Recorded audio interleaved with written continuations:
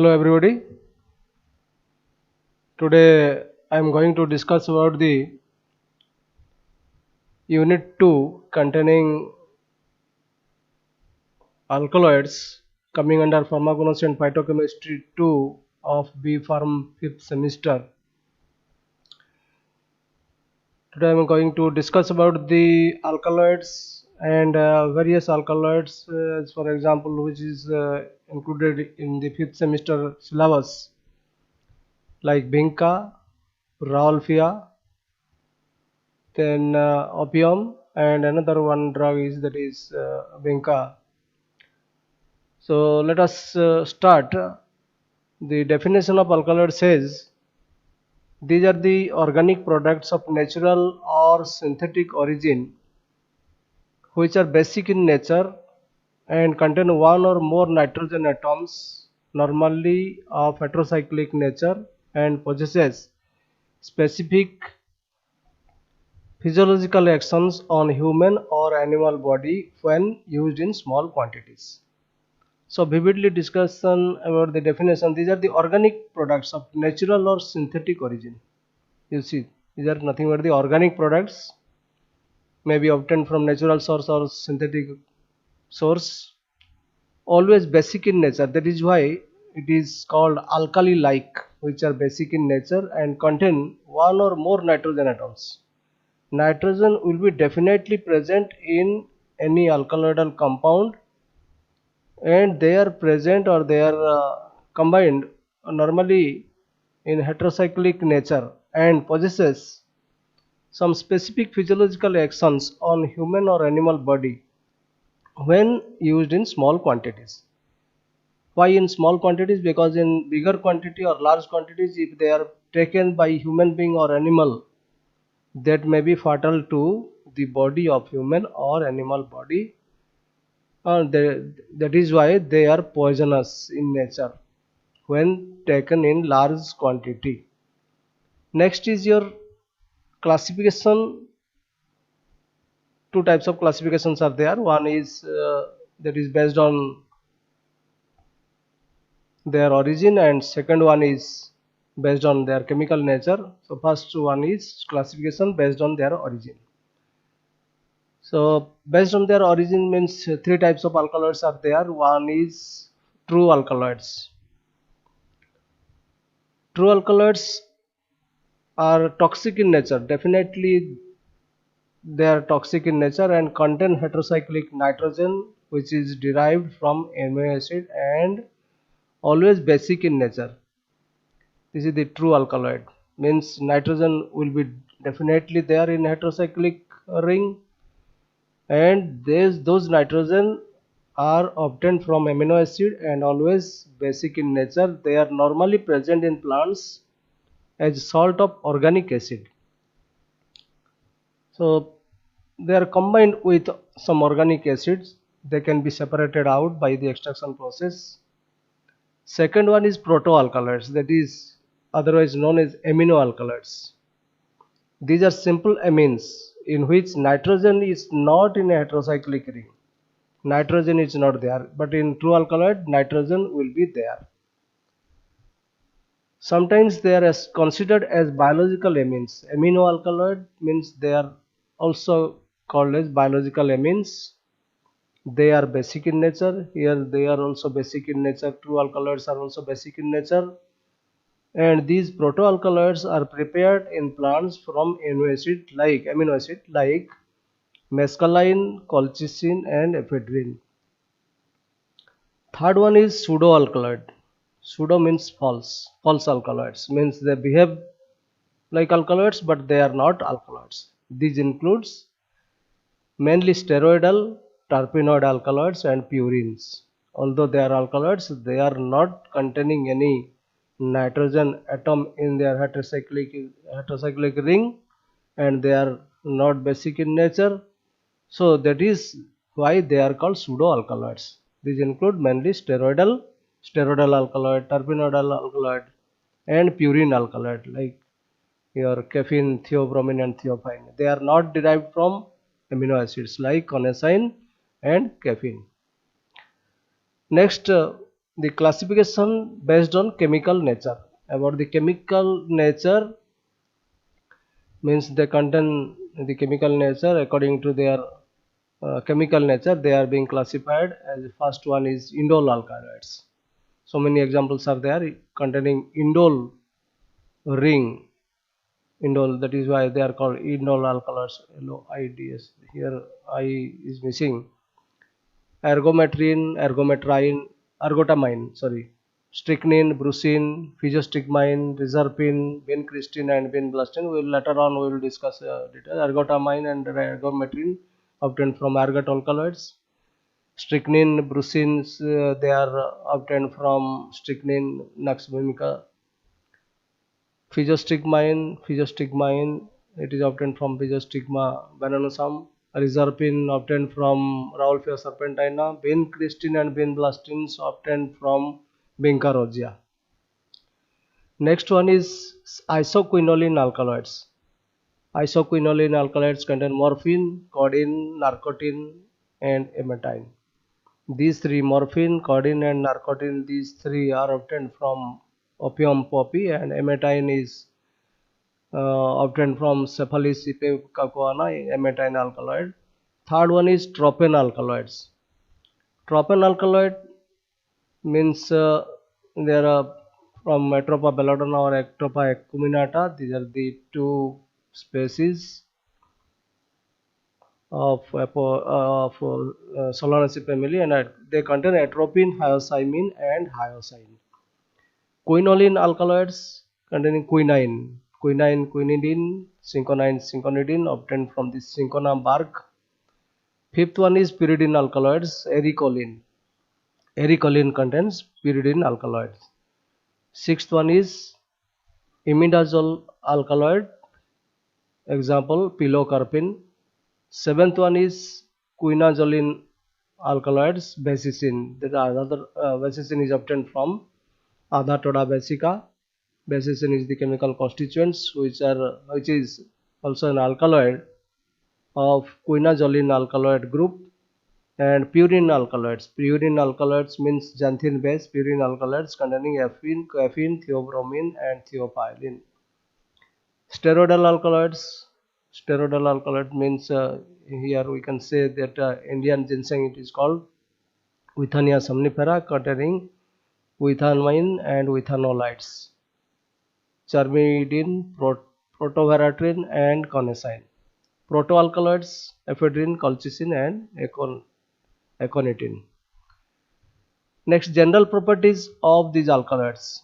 General properties about their color, odor, taste, solubility, all these things, optical rotation, all these things. These are the general properties. Alkaloids are colorless, crystalline, non-volatile solids.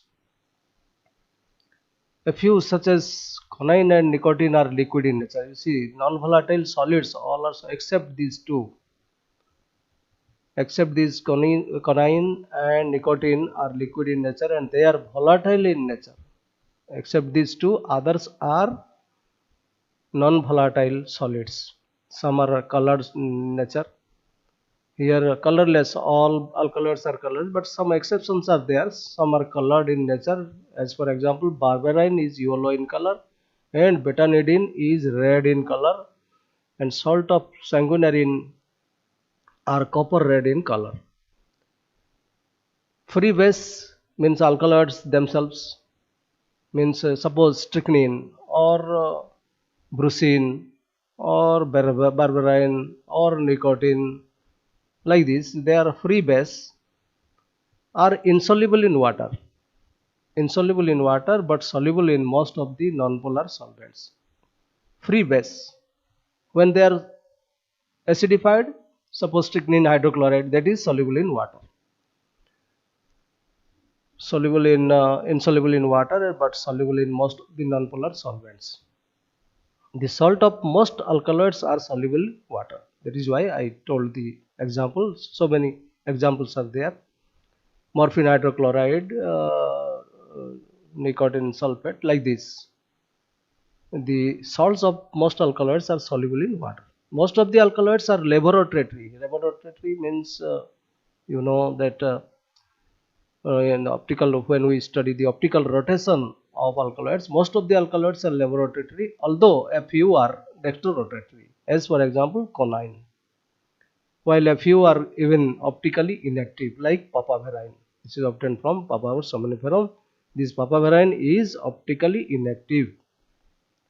Generally, alkaloids are bitter in taste. You see, all alkaloids are bitter in taste, but all bitter substances are not alkaloids. This is example is there. Generally, alkaloids are bitter in taste. All alkaloids are bitter in taste. Next is your extraction and isolation of alkaloids. In the general method of extraction and isolation of alkaloids, the extraction of alkaloids from plants is based on their basic character, because you know that this is alkali-like, alkaloids are alkali-like.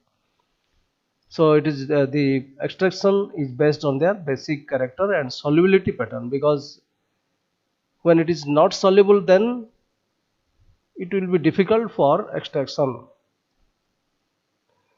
Means it will be soluble in highly nonpolar solvents.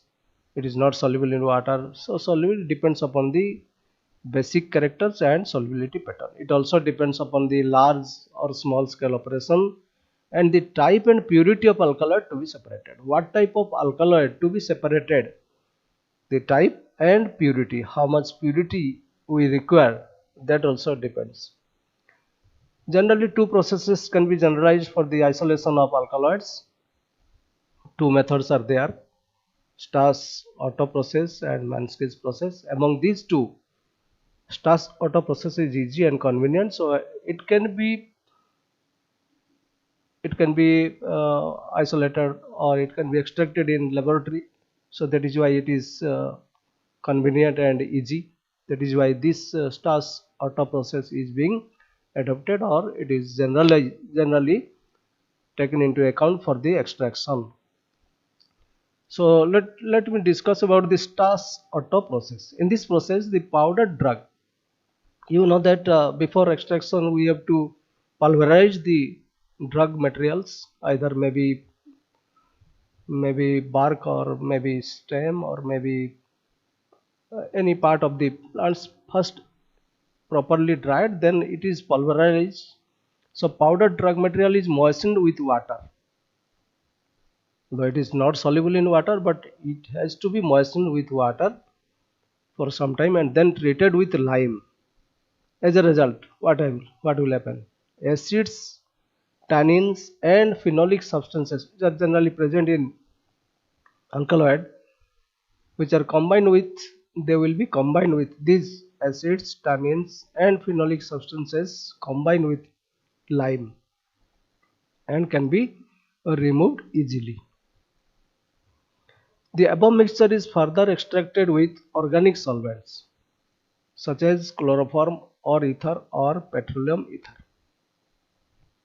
The organic solvent extract is further extracted with aqueous acidic solution.